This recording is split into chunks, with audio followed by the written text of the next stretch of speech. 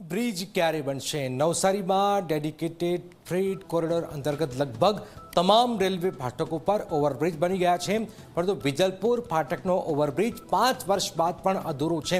પરિણામે પશ્ચિમ વિસ્તારના હજારો લોકો રોજિંદી હાલાકીનો સામનો કરી રહ્યા છે. ચોમાસું માથે છે ત્યારે ખખડધજ ડાયવર્ઝન રોડ લોકોની ચિંતા વધારી રહ્યું છે. ત્યારે શું થઈ રહ્યું છે, આવું જોઈએ, જાણીએ, સમજીએ.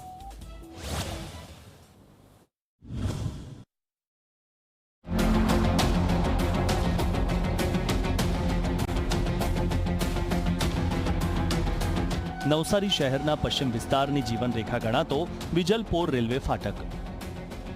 DFCC પ્રોજેક્ટ હેઠળ અહીં ઓવરબ્રિજ બનાવવાની કામગીરી શરૂ થઈ અને ફાટકને કાયમ માટે બંધ કરી દેવામાં આવ્યો.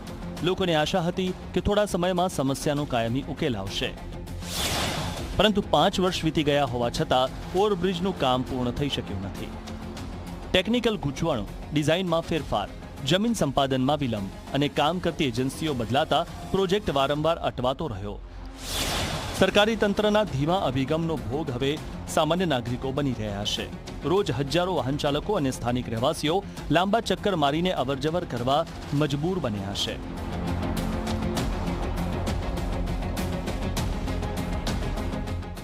બ્રિજના કામ દરમિયાન મહાનગરપાલિકાએ ઘેલખડીથી રાધે પાર્ક તરફ ડાયવર્ઝન આપ્યું હતું, પરંતુ આજે આ રસ્તો ખાડાઓ અને ધૂળથી ભરાઈ ગયો છે.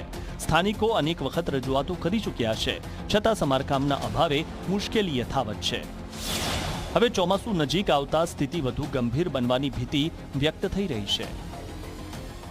હું જોઉં છું કે આ 5 વર્ષથી આ ઓવરબ્રિજનું કામ ચાલી રહ્યું છે, પણ એ પૂર્ણ જ થતું નથી. છેલ્લા 4 ચોમાસા અમે ઘણી બધી તકલીફો વેઠી છે અને હવે એવું છે કે અમે જાન્યુઆરી ફેબ્રુઆરીમાં દેવ સાહેબ ચૌધરીને અમે રજૂઆત કરેલી હતી કે તમે આવો અને જુઓ કે ડાયવર્ઝન પણ અહીંયા રિપેર થયેલું નથી અને ઓવરબ્રિજ આ સર્વિસ રોડ નથી. ઓવરબ્રિજ બનવા માટે કેટલો સમય લાગશે? તો એમણે અમને વાયદા કરેલા હતા કે માર્ચ એન્ડિંગ સુધી કે એપ્રિલ એન્ડિંગ સુધી તમને કરી આપશું, પણ હજી સુધી કોઈ કામગીરી થઈ નથી. અને છેલ્લે હવે આ ચોમાસુની શરૂઆત થવાની છે ત્યારે અમે અમારા બાળકોને લઈને ફરીથી હેરાન થવાના છે. પૂર્વ કમિશનરે માર્ચના અંત સુધીમાં કામ પૂર્ણ થવાની ખાતરી આપી હતી, પરંતુ એજન્સીની ધીમી કામગીરીને કારણે સમય મર્યાદા ફરી એકવાર ચૂકી ગઈ. સ્થાનિક કોર્પોરેટર્સ હવે 15 ઓગસ્ટ સુધીમાં બ્રિજ તૈયાર થઈ જશે તેવી આશા વ્યક્ત કરી રહ્યા છે. એમાં અમુક ટેકનિકલ પ્રોબ્લેમો હતા.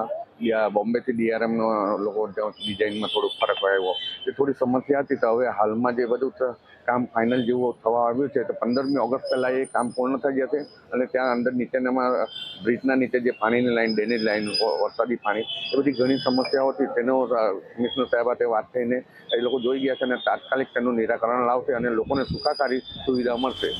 મહાનગરપાલિકાના મેયર અને કમિશનર પણ સ્વીકારી રહ્યા છે કે વિજલપોર ઓવરબ્રિજના કામમાં અસામાન્ય વિલંબ થયો છે.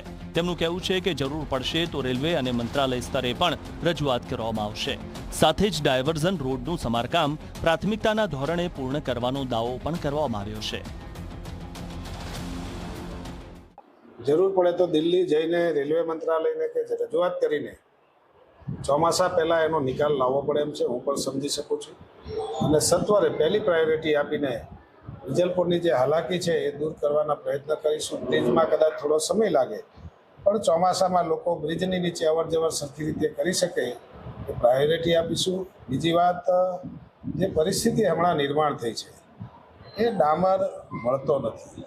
વોરને લીધે ડામર પ્લાન્ટ પર ડામર આવી શકતો નથી, જેને લીધે થોડો વિલંબ થયો છે.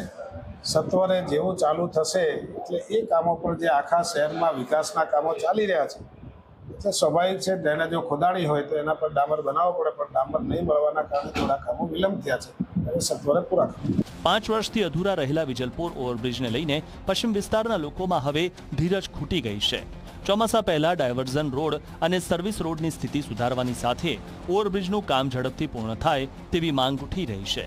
હવે જોવાનું એ રહેશે કે તંત્રના આશ્વાસનો કાગળ પર જ રહે છે કે ખરેખર લોકોની વર્ષોની ચાલતી હાલાકીનો અંત આવે છે. ધવલ પારેખ, ઝી મીડિયા, નવસારી.